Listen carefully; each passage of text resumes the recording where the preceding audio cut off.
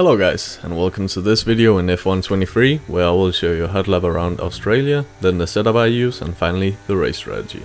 So let's jump right into the Hotlap. Get the DRS on for the straight, and then coming down to turn 1 you want to brake just after the 100 meter board. Going down to 4th, where you want to kiss the curb inside, but not too much as you will spin. But here on the exit you want to get as much as possible. Get the DRS on, and then coming down to turn 3 you want to brake just before the 100 meter board and then start turning in at the 50 meter board. Going down to 2nd, short shift to 3rd, push the throttle into turn 4 where you want to stay around 50% throttle at the apex and then push on the exit. To come down to turn 5, which you want to do flat out. Make sure you don't hit the curb as that will spin the car most of the time. Then just full throttle down to turn 6, which is a bit more about feeling, but around 70 meters out you want to brake and turn in after that. Going down to 5th, and here you can take both curbs without spinning. Then it is just full throttle for some time. Remember the DRS, and then coming down to a tricky part of the track. These turns needs a lot of practice. But coming down to turn 9 you want to brake at the 50 meter board where you also turn in. Going down to 6, don't cut the curb here, but try to get a good angle for turn 10 as that is very important. You either want to cut it completely where the whole car cut the curb, otherwise do like me. For me this works the best. Then DRS on again, and then coming down to a turn where I messed up. So I will show you a better one after my lap. But you want to brake around 60 to 65 meters out and then turn in where you kiss the curb. Don't mount it, but you can see I missed the apex and lost a lot of time unfortunately. But coming down to turn 12 you want to turn in around this orange part of the wall and then just tap the brakes going into the curb with the inside of the car and then just push the throttle as fast as possible to get some speed down to turn 13, which is also a bit about feeling. I brake just a bit after the white line on the ground, going down to 2nd, trying to get some throttle at the apex, then I push it into the last corner, going around 80 to 90% throttle in the last turn and then just DRS on, and then that was a lap around Albert Park. We did it in the time 1:17.228. It wasn't great because we lost so much time in that turn, but it was okay. And then I just wanted to show you a better turn 11 so you could see how to do it. So coming down here, brake as I said around 65 meters out, going down to 3rd and then kiss the curb. This turn alone gained me 7 or 8 hundredths of a second, so it's a bit sad we didn't get it in the fast lap.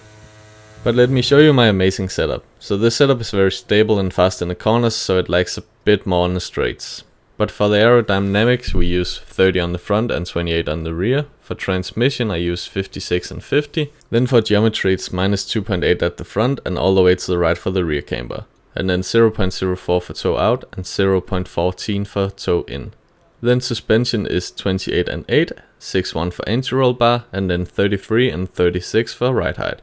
Brakes are 155, and then the front tires are 22.5, while the rears are 20.3. So that was the setup, and then let's jump right into the race strategy.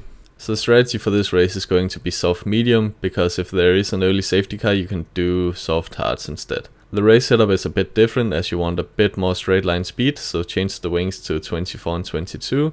And then change the tire pressure to 20.2 on the rear and then you're good to go. You can put around 29.3 laps of fuel as you don't use a lot of fuel.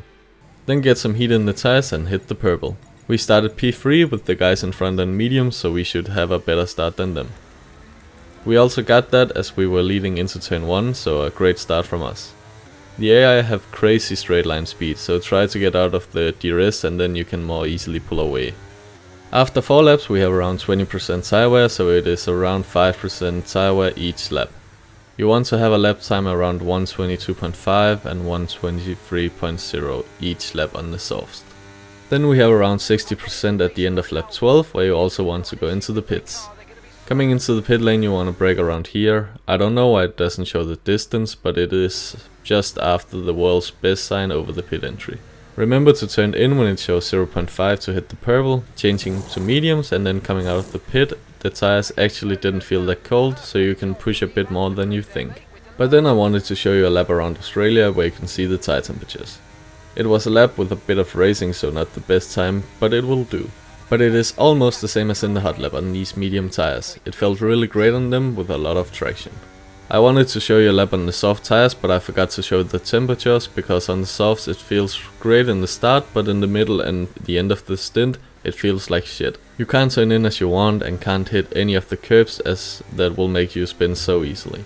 This is especially in turn 1, 5, 9, 10 and the last turn 14 where you spin a lot if you hit the curb.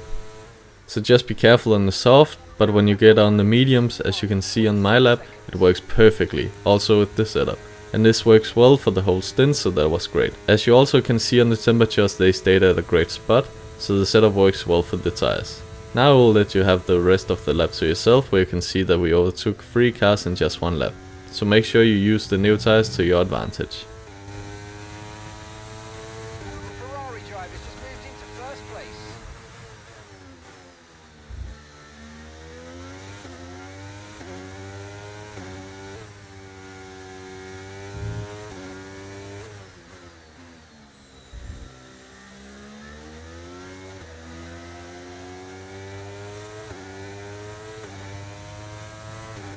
Then coming across the line and we got a 1:20.268 and the fastest lap time, even though we got blocked a bit by the cars in turn 6, but it was okay. The tire wears around 3 to 4% each lap on the medium compound. On the mediums you want to have a lap time around 1:21.6 and 1:22.2.